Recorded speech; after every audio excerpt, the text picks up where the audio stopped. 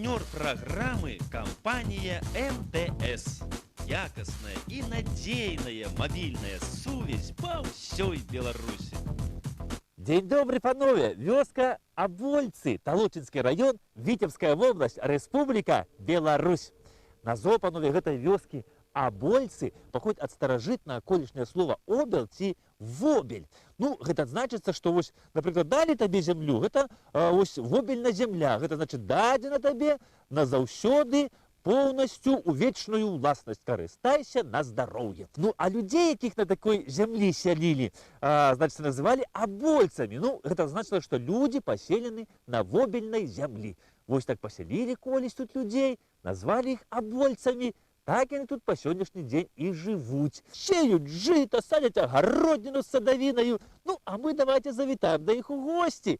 Да побачим, як они тут живут. Хлеб жуют. Наперед.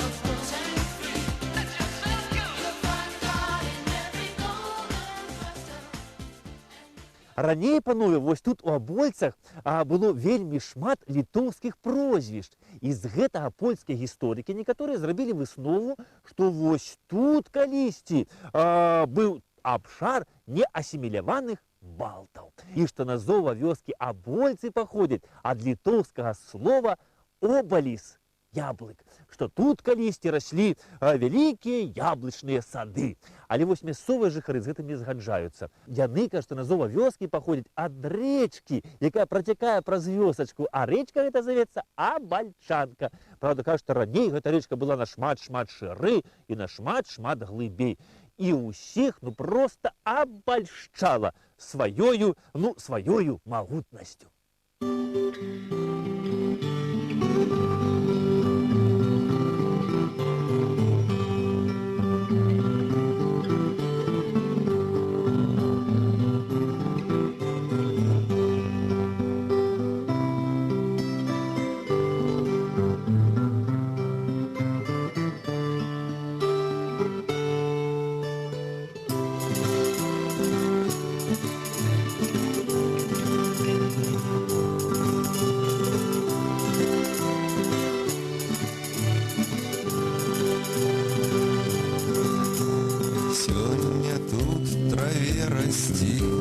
Сёння тут яна шуміць, спелы яблык не знайсці, калі раптам упусціць, нам вяюць вятры. Ты раскочаў лубен, як тут жылі мае сябры туда. Лютня ды бубен сустракала нас святло, там за вёскай ля царквы, а ў нас вогнішча было, ды кілім густой травы, толькі брэх сабак быў чуваць за мілю.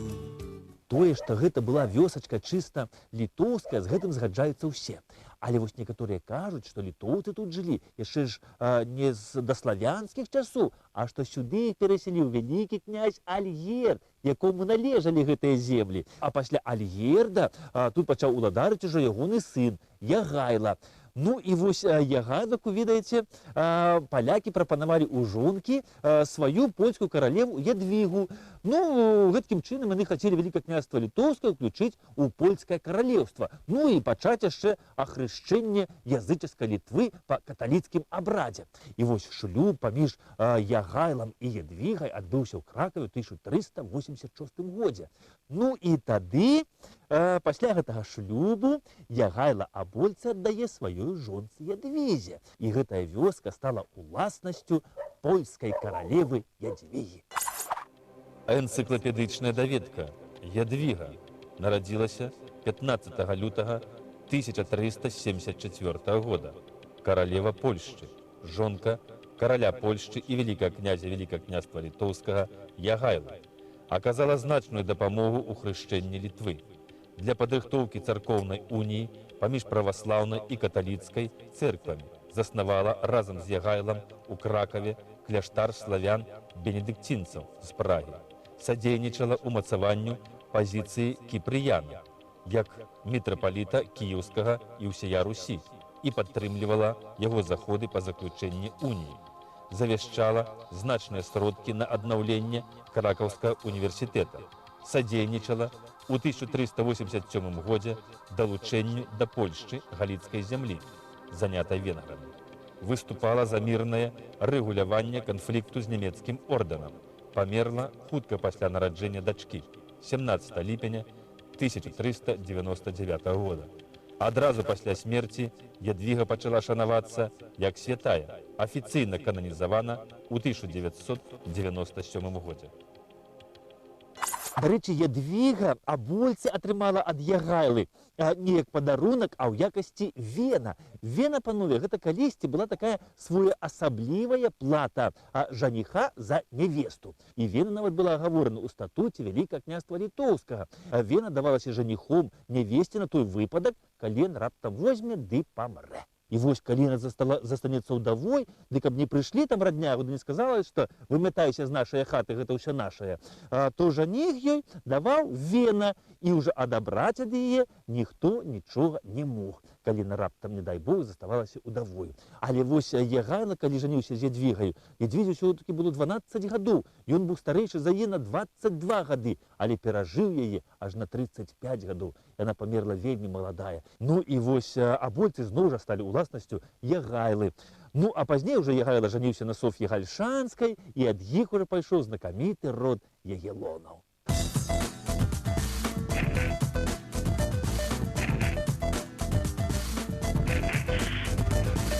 Ну і вось адзін з прадстаўнікоў гэта знакамітага роду Ягелонаў, унук вось Соф'і Гальшанскай і Ягайлы Жыгімонт I стары, ён, так як і дзед Ягайла, Абольцы дорыць сваёй любай каханай маладой жонцы Боне Сфорц. Ну, але ўжо у адрозненні ад дзеда Ягайлы, ён ужо Абольцы дорыць не ў якасці вена Боне, а ў якасці падарунка. Бона Сфорц, у адрозненні ад Ядвігі, яна была такая больш спрытнейшая жанчына.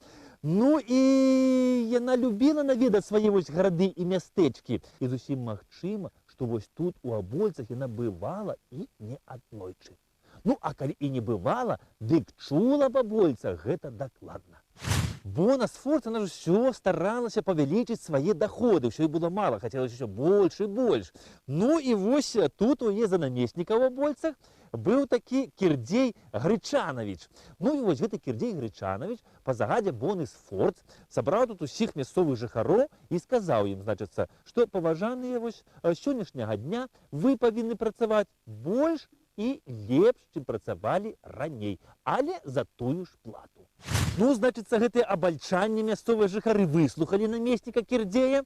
Значыцца, ну, калі ён скончыў, мы сказалі, а ты ведаеш, што Кірдзей, а не на тых ты дурняў патрапіў. Ну і, значыцца, расказалі яму, скуль рэчка пачынаецца, дзе яна сканчаецца і куды чорт хаваецца, калі яго святой вадою пырскаюць. Ну, намеснік стаў, што супраць народу столькі зробіць? То і ганца адразу да каралевы. адпраўляе да Боны. Ну, Бона разламалася, калі б усім даведалася, нагамі тупаць пачала, да Жыгімонта пабегла. Што гэта ў вас, кажа, такое ў гэтым вялікім княстве літоўскім робіцца ў гэтых абольцах? Ды ў нас у Італіі за такое б ужо языкі падрывалі, на калыбусь іх пасаджалі, а ты тут цацкаешся з імі.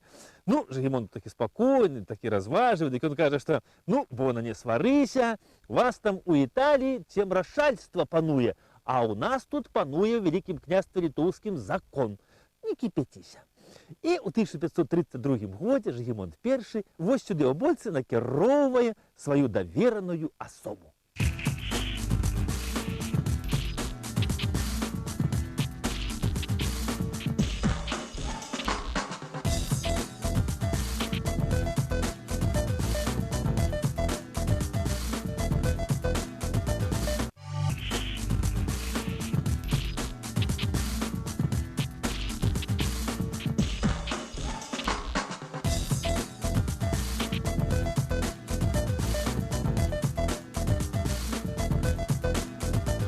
А раней жа, панове, Абольцы гэта быў цэнтр аболецкай воласці.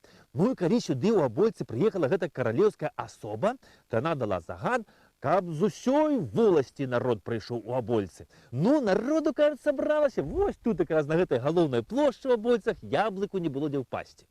Ну і ўжо намеснік Кірдзей пачынае дакладваць ужо, значыцца, гэтай каралеўскай асобе. Кажа, што вы ведаеце, паважаны, яны і так увесь час толькі на сябе і працуюць.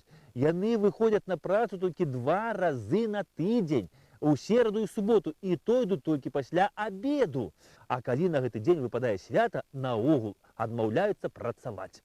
Ну, вось яны жыта жнуць, у снабы складваюць, але з поля не возяць, малаціць не хочуць, двор панскі не сцерагуць і нават не хочуць яго абгарожваць.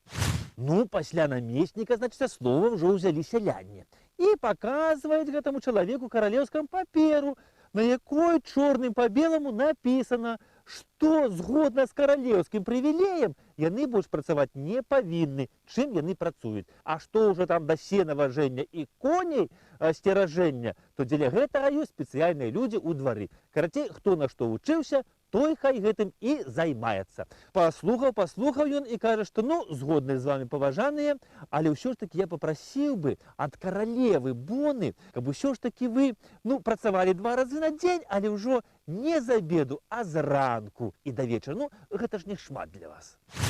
Але сяляне, калі гэта ўсё пачулі, панове, то яны тут такі вэрхал узнялі, што гэта каралеўская асоба добра такі перапужалася. Сяляне сказалі, што ніколі так не будзе, нават калі вы ў нас адбярэце ўсё, што ў нас ёсць. Мы будзем працаваць так, як працавалі спакон веку нашы дзяды і прадзеды, бацькі, як працавалі раней мы самі. І вось, убачыўшы такое рашучае супраціўленне сялян, гэты, значыцца, каралеўскі чалавек Кірдзей сказаў: Кірдзей, на панчыну іх не гані, не чапай, будзем лепш чакаць, што нам скажа каралева Бона.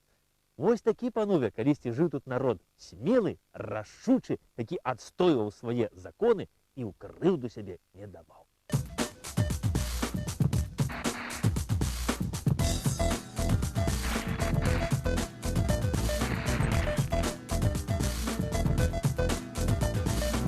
Дарэчы, каралева Бона з мясцовымі жыхарамі так нічога зрабіць і не змагла. А пазней, у 1543 годзе, яна і наогул узяла, і Абольцы памяняла сангушкамі на нейкі іхні там маёнтак. Ну і тут пачалі ўжо владарыць сангушкі. І кажуць, што пры сангушках гэта было даволі вялікае мястэчка. А яшчэ гісторыкі кажуць, што раней Абольцы гэта быў горад, які ўвайшоў у спіс рускіх гарадоў далёкіх і блізкіх пад імем Абольчы. І што тут нават вось на гэтай гары стаяў замак. І ў гэтым замку ў 1499 годзе вялікі князь Александр прыймаў маскоўскіх паслоў.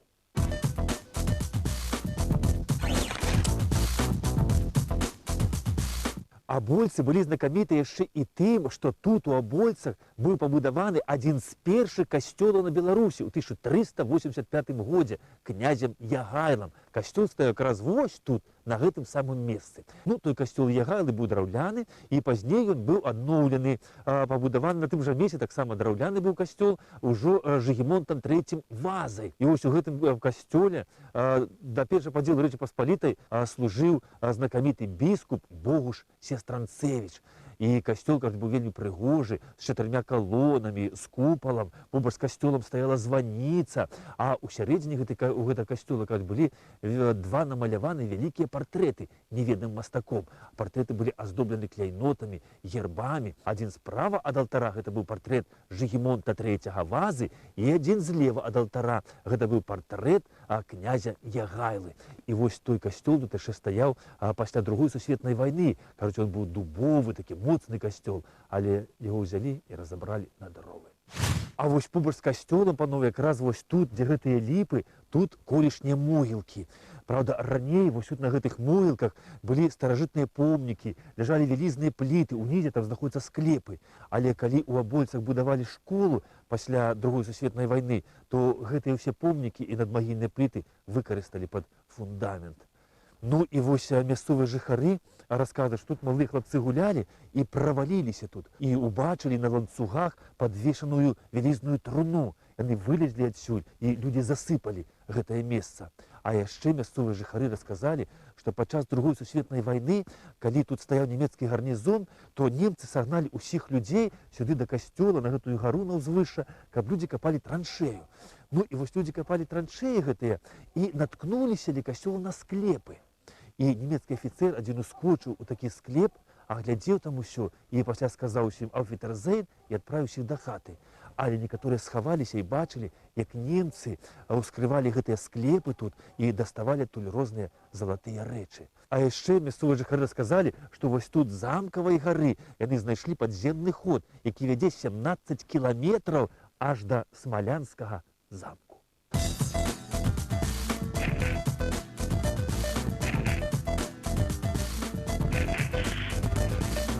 Помнікі, панове, тут былі вельмі розныя. Тут былі помнікі з італьянскага мармуру, з фінскага граніту, з чыгуну уральскіх гамарнікаў. Стаяў, кажуць, вялізны каменны крыж, выбіты з цэлага камня, і на гэтым крыжу быў надпіс 1417 год.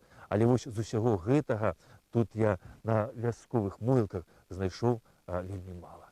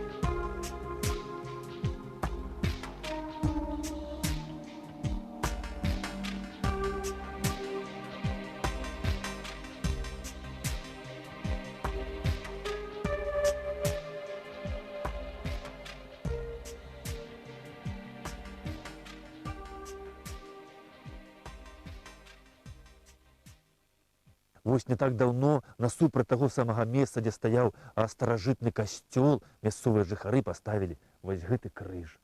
Дарэчы, у Абольцах, у Успенскім касцёле на самым пачатку 20-го стагоддзя на беларускай мове правіў Божую службу ксёндз Александр Астрамовіч, больш вядомы на Беларусі як паэт Андрэй Зязюля. Энцыклапедычная даведка Зязюля Андрэй, сапраўднае імя Астрамовіч Александр Сцяпанович. Нарадзіўся 26 лістапада 1878 года у вёсцы Новосяды Ашмянскага павета. Памёр 17 студзеня 1921 года. Беларускі паэт. Служыў у расійскай арміі. Скончыў каталіцкую духоўную семінарыю у Петербургу. Далучэнне да беларускай нацыянальнай ідэі адбылося ў семінарыі пад уплывам земляка Лісоўскага і твораў Францішка Багушевіча. У час вучобы арганізаваў аб'яднанне клірыкаў беларусаў. Адзін з арганізатараў з'езда беларуска-каталіцкага духавенства 1917 года ў Мінску. Вядзенне касцёльнай службы па-беларуску выклікала непрыязныя адносіны з боку палякаў. Гэта стала прычынай частай перамены месца службы. Быў знаёмы з Янкам Купалай, Якубам Коласам, Грыневічам. Друкаваўся з 1909 года. У нашай Ніве, Беларус, Крыніца, Вольная Беларусь. Творчасць Андрэя Зязюлі прасякнута хрысціянскім светапоглядам. У ёй дамінуе патрыятычная грамадзянская тэма, ідэя адраджэння Беларусі.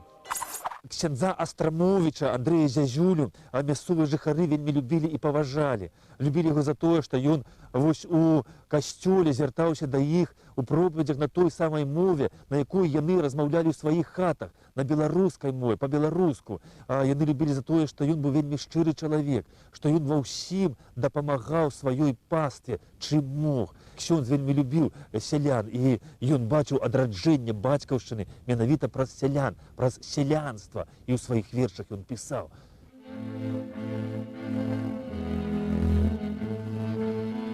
І не адзін яшчэ прадасць цябе іскарыёт, але табе ўсё ж, маці семеніта, сялянне верныя, што сеюць жыта, а з іх паўстане твой народ.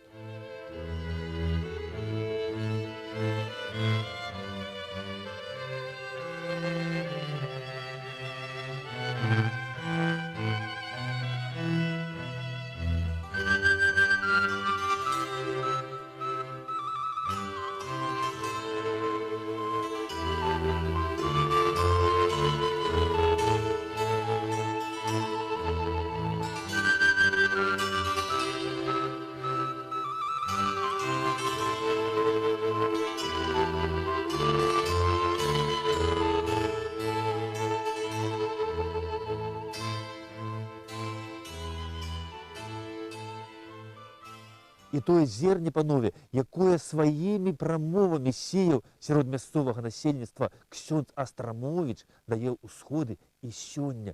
І вось тут мясцовыя жыхары не марнуюць свой час за чаркаю, а займаюцца сельскай гаспадаркай. Яны тут сеюць жыта і будуюць ветракі. Уяўляеце? І вось гэты ветрак пабудаваў мясцовы жыхар Анатоль Сухавараў.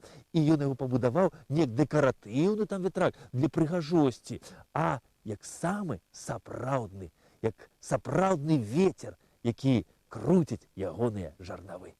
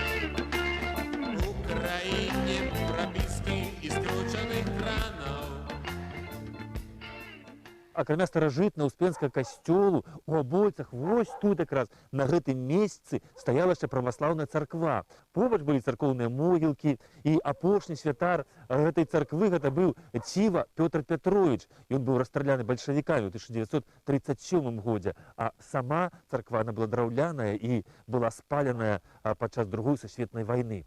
А яшчэ вось тут якраз насупраць праваслаўнай царквы знаходзілася сінагога, і ў Абольцах жыло вельмі шмат яўрэяў. Ну, наогул тут жыло шмат розных нацыянальнасцяў. Тут жылі беларусы, яўрэі, палякі, літоўцы, рускія, і ўсе яны тут жылі ў міры і згодзе.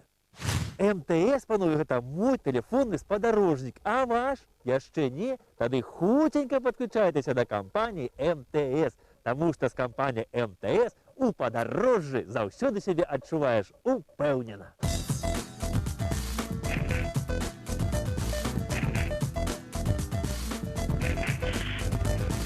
У старажытных, панове, Абольцах на сённяшні дзень, вось, на жаль, не захавалася ні одна колішняга старажытнага будынка.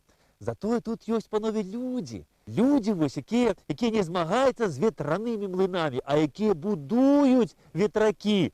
І дай Бог жа, каб ось жарнавы гэтых ветракоў ніколі не круціліся ў халастую, каб тут заўсёды радзіла жыта. І як казаў наш Андрэй Зязюля, дык жыві ж ты і красуйся, наша маці Беларусь. Да пабачэння!